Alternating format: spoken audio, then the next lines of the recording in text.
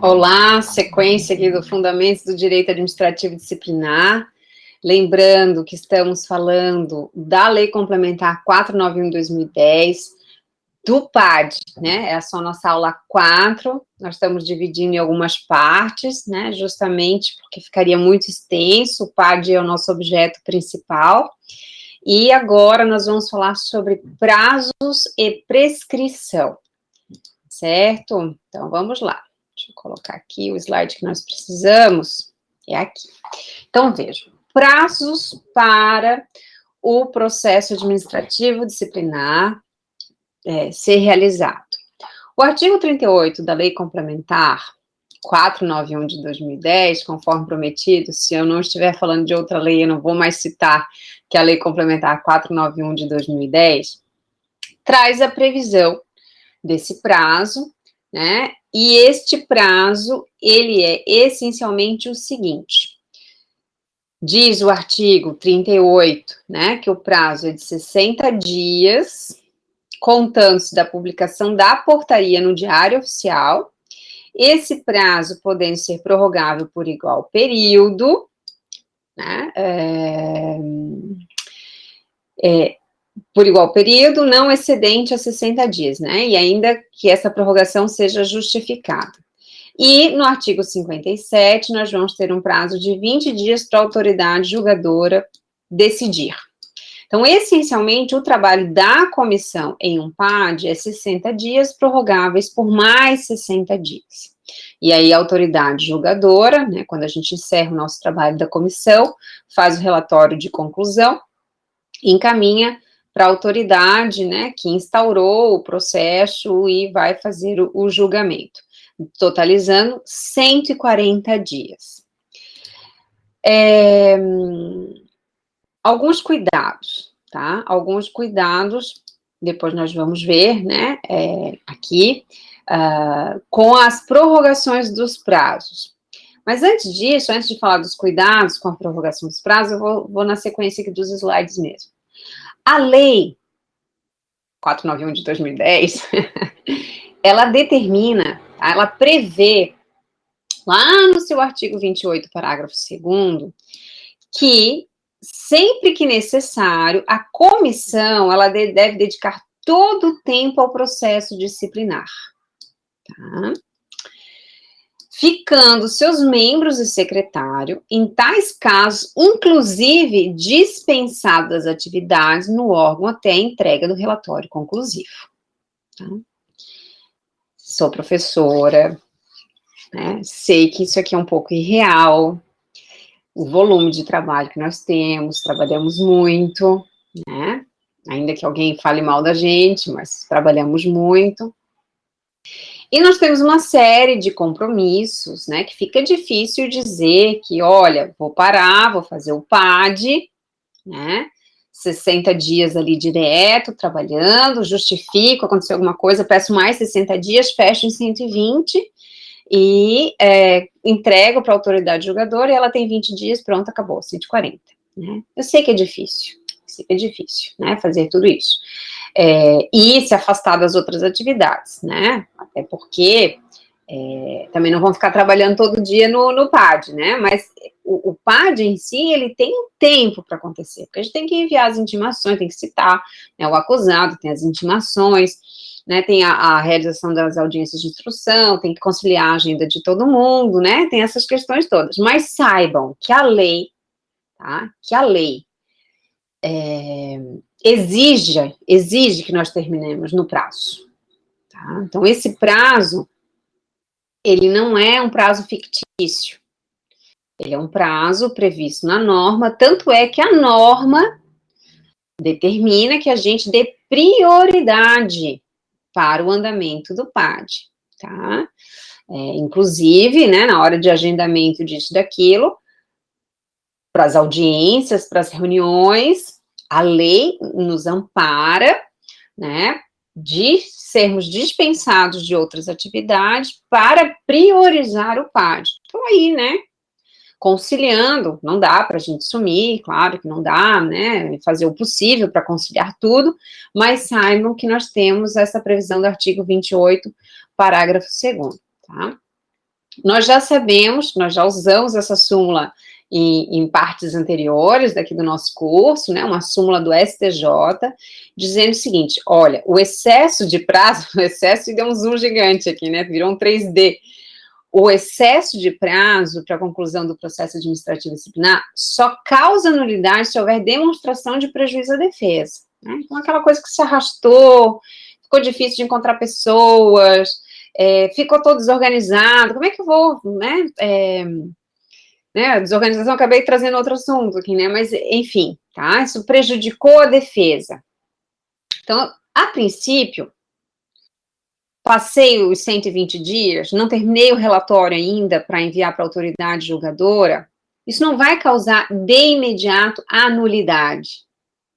Então, combinando aí tudo que a gente precisa pensar, né? A gente tem que saber que a lei pede prioridade, que ela nos dispensa de outras atividades, que a gente tem que trabalhar com 60 dias, não deu, pede prorrogação, tem que solicitar essa prorrogação, mais 60 dias, mas não deu. Não deu. Isso, por si só, não vai representar nulidade do processo administrativo, tá? Mas a gente tem que tomar cuidado, tá? Então, cuidado aqui. Toda vez que a gente chegar ao final dos 60 dias, nós temos que solicitar uma nova portaria. E não dá para deixar lapso temporal entre uma e outra. Então, coloquem no calendário, façam um controle. Não vai dar para fechar nos 60 dias, já solicita antes dos 60 dias se encerrarem. Né? E vão fazendo isso durante todo o período que for necessário. Precisou mais uma prorrogação, eventualmente, se justifica mais uma prorrogação, solicita. Mas tenha controle desses prazos, tá? Porque a não formalização, a não formalidade dessa sequência de prorrogações pode dar nulidade lá na frente, tá? Nós temos que fazer com celeridade, temos, né? Mas nós não podemos atrapalhar o andamento do processo, né? A gente vai trabalhar com os prazos, nós temos a preocupação de encerrar no prazo, mas nós não podemos atropelar a ponto de violar o princípio da ampla defesa, do contraditório, de dar vista de algum documento, de dar espaço, né, né, de compor isso, de não ouvir uma testemunha que realmente é importante, porque está acabando o prazo. Então, vamos lá, pedir a prorrogação. Sobre o documento, ele vai ter a oportunidade, né, lá no relatório de defesa, não é como um processo judicial em que isso vai acontecendo, né, de uma maneira mais pontual. Mas ainda assim, tá, eu não posso atropelar as etapas, né, e subir elementos de prova, porque está acabando o prazo. Então, vamos tentar tudo isso. E precisamos tomar muito cuidado com a prescrição, que é o segundo ponto, então, desse vídeo que a gente começa a conversar agora. Tá? Aqui tem um texto do Manual da Projura, eu coloquei alguns aqui para chamar atenção, mas, de novo, vou repetir, leiam muito bem o Manual da Projura, ele está ótimo, tem um passo a passo, né, então é combinar aqui as nossas aulas, e ter sempre como consulta o Manual da Projura, está explicando aqui a questão do sobrestamento, em que é preciso, né, ter um fato, uma circunstância absolutamente obstativa, a comissão tem que solicitar isso, né, para por que não está cumprindo o trabalho no prazo previsto. Falar sobre prescrição, então, né, então veja, a gente tem, em relação a tempo, prazo, tempo e o direito, né, a gente tem que tomar muito cuidado com a prescrição, tá? E a prescrição, eu comentar com vocês aqui, né, que ela não está muito clara na legislação. Quem assistiu a aula 1 e falando, né, sobre a combinação das normas, especialmente a aula 2, lá, né, do começo, que falava sobre o direito aplicado, olha, um ótimo exemplo para isso é a prescrição. Então, ela vai aparecer agora. O que é prescrição? Né? A gente usa essa expressão genericamente, né, e no leigo, no cotidiano, a gente diz, caducou o direito. Existe realmente a figura da né? Mas normalmente essa questão envolvendo o tempo e o direito, a gente usa duas expressões, prescrição e decadência. Para nós aqui só interessa a prescrição. A prescrição significa que o titular do direito perde o direito, não, perde a pretensão de exercer aquele direito. Então, nós temos uma extinção da pretensão. A ideia de prescrição a gente usa tanto para a esfera civil, né? Então, quanto tempo eu tenho para cobrar uma dívida que não me pagaram? Né? Quanto tempo eu tenho para pleitear uma indenização por um dano que me provocou? Então, esse é o prazo prescricional. A mesma coisa na esfera penal, né? Passado o prazo prescricional, mesmo que esse crime, né, venha, né, não o crime venha a ser descoberto, mas digamos que o crime já sabia do crime, né, já sabia de alguma maneira quem praticou, mas a pessoa sumiu no mundo e quando o prazo prescricional já se encerrou, né, por uma questão também de segurança jurídica, as coisas não podem ficar abertas de formas indefinidas, né, a questão da imprescritibilidade é sempre uma coisa muito pesada, que aí as coisas não se resolvem. E da mesma maneira, a gente vai ter prescrição administrativa. Tá? Então, há um período para o exercício da pretensão de responsabilização do agente público, né, no caso, os servidores, professores e técnicos, e também os discentes. Há um tempo para se fazer isso. E nós temos que combinar, né, estar atento a esse tempo. Nós vamos trabalhar aqui para compreender o tempo prescricional, o prazo prescricional, com a lei dos servidores públicos estaduais, que é a 6745 de 1985, e a lei complementar 491 de 2010. E também com um posicionamento jurisprudencial simulado. Tá? E isso tem relação com o prazo, porque a gente tem que estar atento ao processamento do processo, cuidando, né, com as garantias do acusado, cuidando com o prazo que prevê a lei, mas com a possibilidade de prorrogação desde que devidamente justificada, mas atento ao prazo prescricional, porque se deixar prescrever, aí, né, não tem mais poder disciplinar a ser aplicado, né, a conduta, ela existe, mas eu não posso mais sancionar a conduta, e a comissão que tiver dado causa à prescrição vai ser responsabilizada. Então, nós temos que estar atento a isso também. Lá em 6745, né, de 1985, como eu disse, o Estatuto do Servidor Público Estadual, o artigo 150, ele diz que a ação disciplinar prescreve 2 anos, se a punição, né, for de repreensão, suspensão ou destituição de cargo de confiança, em 5 anos, quando estivermos falando de missão, de cassação de aposentadoria, ou cassação de disponibilidade. Então, trabalha com 2 prazos, 2 anos e 5 anos, dependendo de qual a sanção a ser aplicada. Ainda na Lei 6745, tem a previsão, tá? E quando que esse prazo começa a fluir? Né? Tá, 2 anos, 5 anos, mas a contar de quando? A linha A, né, do dia em que isto se tornou conhecido da autoridade competente para agir, a ciência, né, a notícia crimes, que não é crimes aqui, porque não é crime, então essa informação se tornou conhecida da autoridade competente, e aí nos ilícitos de permanência ou continuados, no dia em que cessar a permanência ou continuação. Não vamos nem se preocupar isso, mas é a conduta, né, que vai se reiterando, não é uma conduta isolada, é uma conduta que vai, né, se mantendo aí no transcorrer, né, do tempo. Aí interessa mais o parágrafo 2º, né, o curso da prescrição interrompe-se. Já vou explicar o que é interrupção, tá? Com a instauração do processo disciplinar e com o julgamento do processo disciplinar. Uma vez interrompida a prescrição, todo o prazo começa a correr novamente do dia da interrupção. Então, o que acontece? Pela Lei 6745 de 85, nós temos prazos, 2 anos e 5 anos, dependendo de qual a sanção a ser aplicada.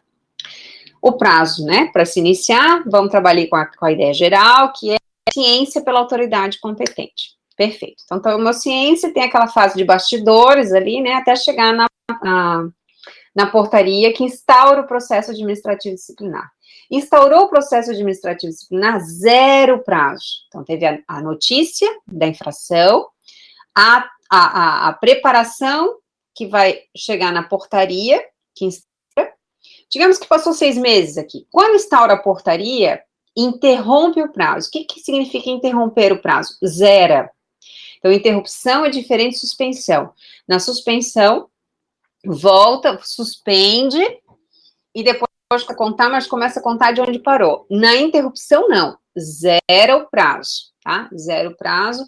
E aí começamos a contar novamente 2 anos da portaria que instaurou o processo administrativo disciplinar.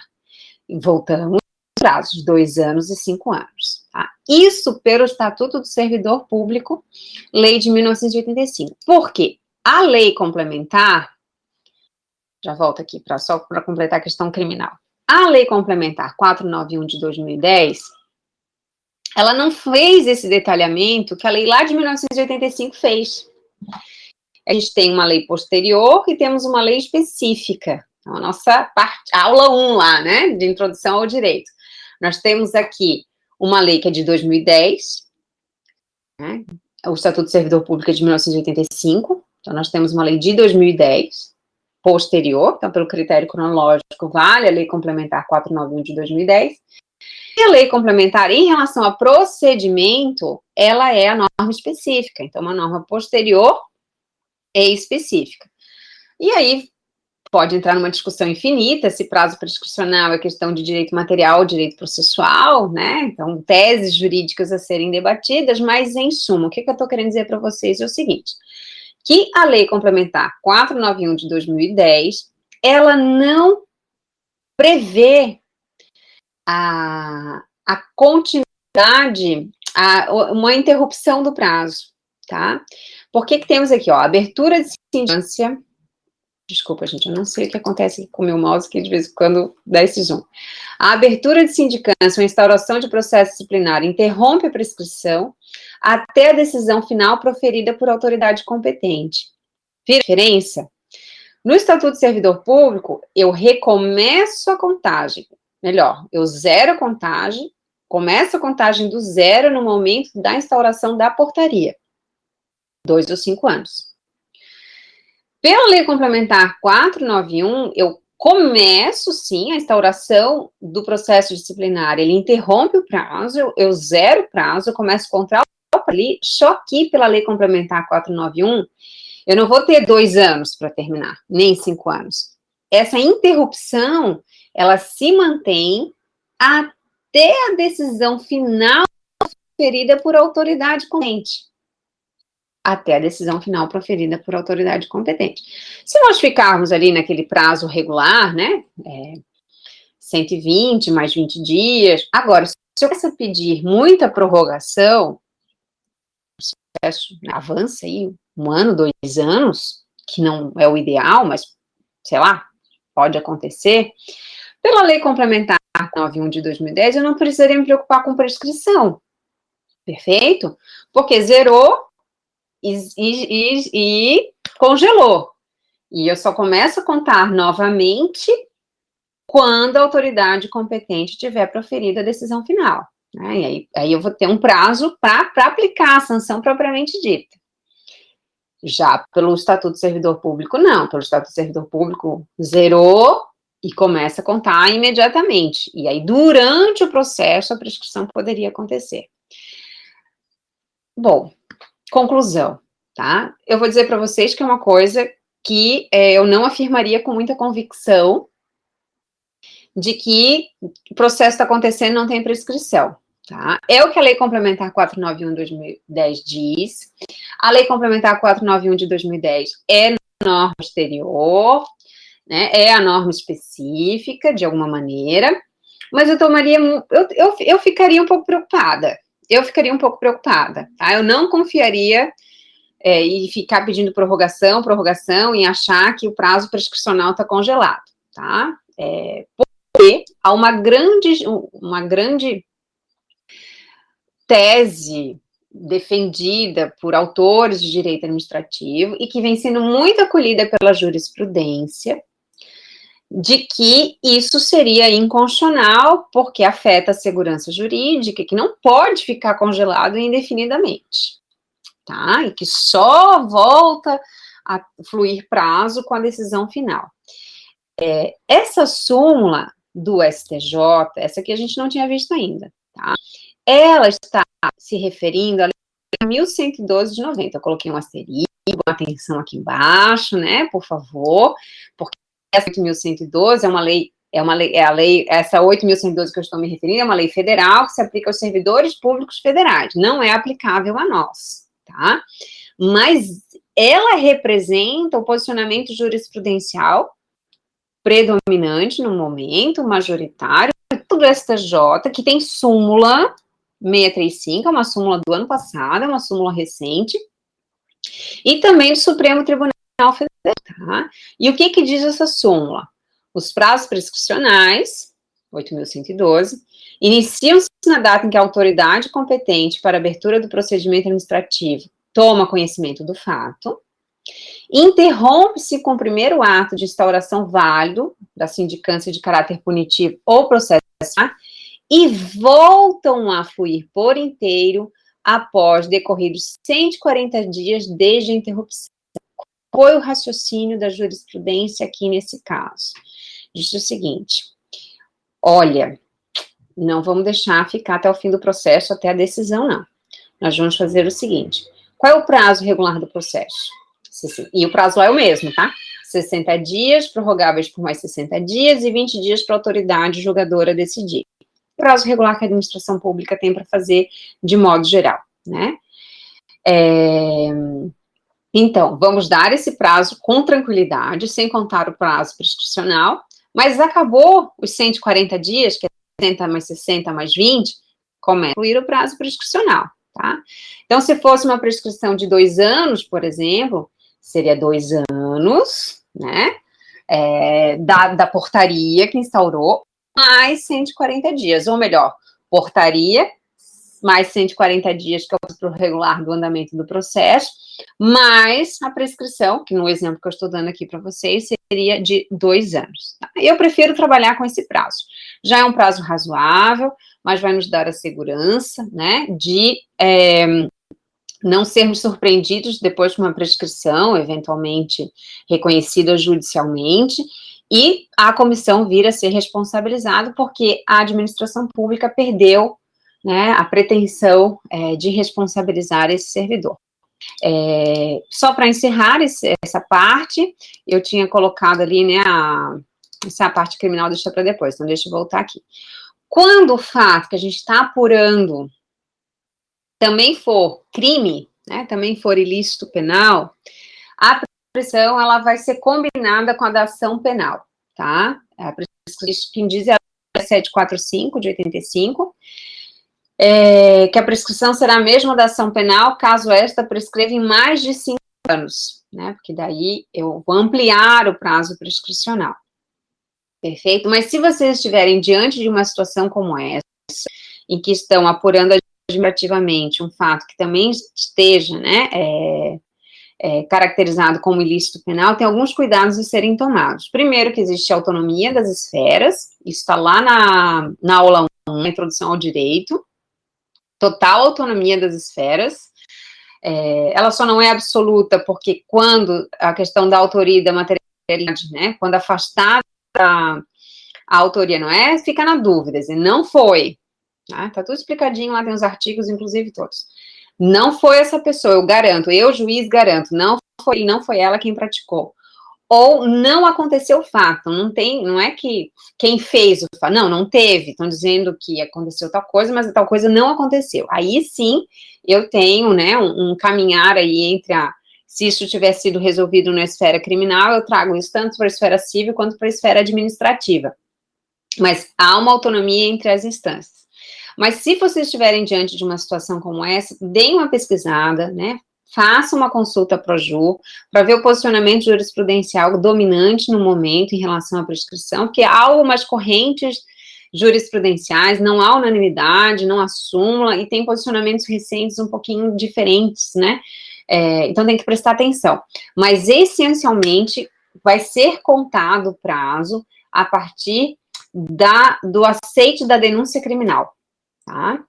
Nesse sentido. E daí quando ele começa a contar o prazo do judiciário aceitando a denúncia do Ministério Público. Perfeito? Mas, mesmo assim, aí, se estiverem diante de uma situação como essa, faça uma consulta mais atualizada, faça uma pesquisa jurisprudencial em relação a isso. Então, sobre prazo e prescrição, eu acho que fechamos e até mais.